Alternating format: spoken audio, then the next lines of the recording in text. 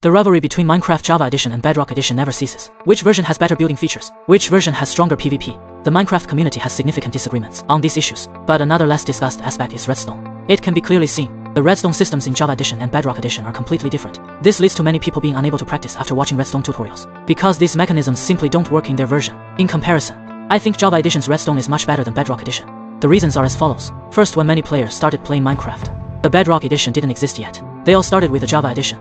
This is the version they're accustomed to, so it is not easy to get them to play with Bedrock Edition. Redstone. Next, we need to mention a very important issue, which is the unique mechanics in Java Edition. Quasi-connectivity. For convenience, here we'll simply call it QC. Basically, QC allows you to activate pistons from two positions, diagonally above or directly above. This has been a feature since pistons were first added. Mojang essentially copied the code from wooden doors directly to pistons. The game treats them as 2 blocks high, although they're actually not. Many people have called for Mojang to remove QC, because they feel this feature is both weird and unintuitive. Of course, the main reason is that it is a bug. But in the end, Mojang still chose to keep it, and treated it as a feature. This kind of unintentional bug, that turned out beneficial, actually makes the game more fun. Without QC, most Redstone contraptions by many creators wouldn't be possible. Other extremely fast Redstone devices also wouldn't function. So players who've used QC can never go back. Now let's talk about the Bedrock Edition. Due to the absence of QC, there are fewer ways to power the piston. The arrangement of pistons also becomes more limited. This alone discourages many players. But actually, this isn't a fatal flaw. The following issue is the real problem. In the Java Edition, if you power a sticky piston and quickly cut the power, it won't pull back the block. This allows the sticky piston to avoid retracting the already pushed blocks. But in Bedrock Edition, this doesn't work. Instead, you need to place another sticky piston behind it and power it to retract. This makes it much slower. The absence of quasi-connectivity has already reduced the possible piston arrangements, and this issue with sticky piston behavior makes it even worse. There is another problem with pistons. In Java Edition, if you place an immovable block in front of the piston, activate the piston, and then break that immovable block, it won't extend until you update the piston in some way. This is called a block update detector, abbreviated as BUD. It makes time piston extensions easier. Its application can expand device design possibilities, and it is faster than an observer. It can be said to be a very useful feature. But if you try to do the same thing in Bedrock Edition, the piston will extend immediately after you break an immovable block. This happens regardless of block updates. The piston will continuously check if it can extend. This not only reduces the usage scenarios, but also increases game lag. It is not just pistons. Java Edition observers can detect many things that Bedrock Edition cannot. The most important point is, it can detect node blocks, whereas in Bedrock Edition, you can only use rails as a substitute. But this creates another issue. Because tracks cannot be suspended in midair, there must be support blocks underneath. In many Redstone contraptions, when needing to place tracks may not be placed on that specific block. Node blocks can solve this problem, but only in the Java Edition. The next issue isn't entirely about Redstone itself, but rather about mod support. The Java Edition has the world's largest modding community. Download counts of certain Java mods, even surpassing some AAA titles. So if you need tools to test your Redstone creations, someone might have already made it. And many Redstone designers simply cannot work without these mods. They make Redstone design and testing much more comfortable. WorldEdit and Litematica mods allow quick terrain editing and schematic backups. Even if you mess things up, just copy and paste directly. Structure blocks in Minecraft cannot be moved. Fortunately, Carpet provides various ways to test farms. Game speed can accelerate or decelerate the game, allowing you to easily identify timing issues. Capture Playback lets you test pistons without wiring. The block event separator allows you to see problems that are hard to detect inside piston mechanisms, and without slowing down the game. Although Bedrock Edition also has mod support, but most mods are far less powerful than the Java Edition, and they are very troublesome to set up.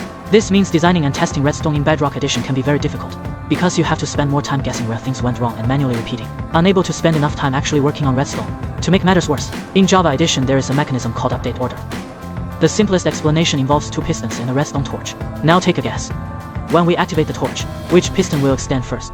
They will charge simultaneously, but only one of them will extend. Now it is time for the update order to take effect. This is the rule that applies in this situation, making its behavior less random. If you guess the top piston, that is correct. The top piston always charges first. You might disagree with this mechanism. It should be the bottom one that activates first, because it is closer to the torch. This viewpoint is also correct, but ultimately it doesn't matter. What matters is that it behaves the same way every time. This is called deterministic behavior. It allows Redstone to predict update order when the situation is ambiguous. It is also one of the important mechanisms that make Redstone work. So what about the Bedrock Edition? It does not update in sequence. Its behavior is random. So what works properly in Java Edition may only work half the time in Bedrock Edition. Since Redstone translates circuit principles into a gameplay mechanic, then why can't it be precise?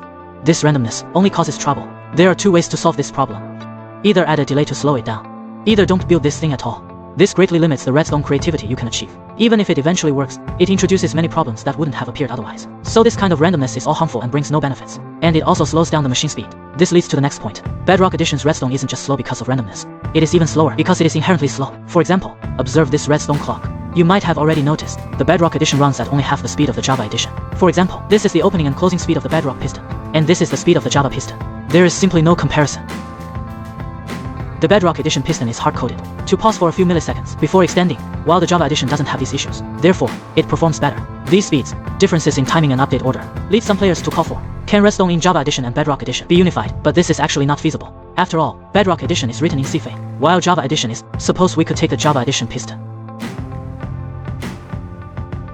What would happen if we put it into Bedrock Edition? It would have no effect at all. So looking at the many issues with Bedrock Edition Redstone, this problem is the most annoying. Both Java Edition and Bedrock Edition. Minecraft has a built-in clock. It ticks 20 times per second.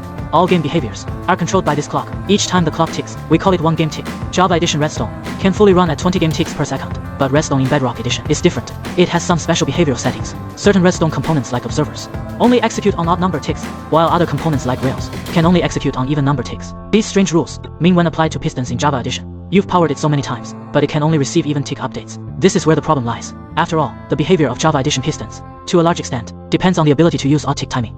In comparison, Bedrock Edition's Redstone is less precise, even if you perfectly recreate Java Edition pistons. In Bedrock Edition, their functionality will differ, because it must follow the rules of the Bedrock Edition. Going back to that Redstone clock, the reason it is slow is because the rails cannot activate simultaneously in the same tick, even though the rails should activate immediately. This also makes the timing in the Bedrock Edition even more chaotic. When combining certain Redstone components, it introduces hidden delays that shouldn't exist. I know the Java Edition is sometimes criticized for being unintuitive, but these issues with Bedrock Edition Redstone really make it hard for me not to complain. It can be said that the Redstone system in Bedrock Edition is simply a complete mess. If you want the Redstone behavior to be the same in both versions, you would have to rewrite the Java Edition Redstone system, or the Bedrock Edition Redstone system, and Mojang is completely unreliable in this regard. After all, neither side is satisfied. I don't think they would make this change for the sake of Redstone consistency, and implement such modifications. So if Java Edition players are forced to play with Bedrock Edition Redstone, they might rather uninstall the game. Having mentioned so many shortcomings of Bedrock Edition, it actually has quite a few good aspects, which the Java Edition doesn't have. In both versions, you can use transparent blocks, like a slab. Make Redstone dust transmit in only one direction, but sometimes you might have other reasons to place this slab, and still only want the Redstone signal to transmit downward. In Java Edition, doing this might be borderline, but in Bedrock Edition, using glass instead will work. So in this regard, Bedrock Edition offers the best of both worlds. In Bedrock Edition, you can make some Redstone components waterlogged, but in Java Edition, water washes them away. Bedrock Edition can also move chests, furnaces, hoppers, etc. This is extremely useful for storage and flying machines. Bedrock Edition's comparator can be read through pistons and chains. It also greatly aids in storage. If a redstone torch is placed on the side of a piston and then powered, the torch will turn off. It has a very cool name, called soft inversion. If Java Edition had this feature, it would pair very well with QC. These features are indeed very appealing, but not enough to convince Java Edition players switching to Bedrock Edition Redstone, because for most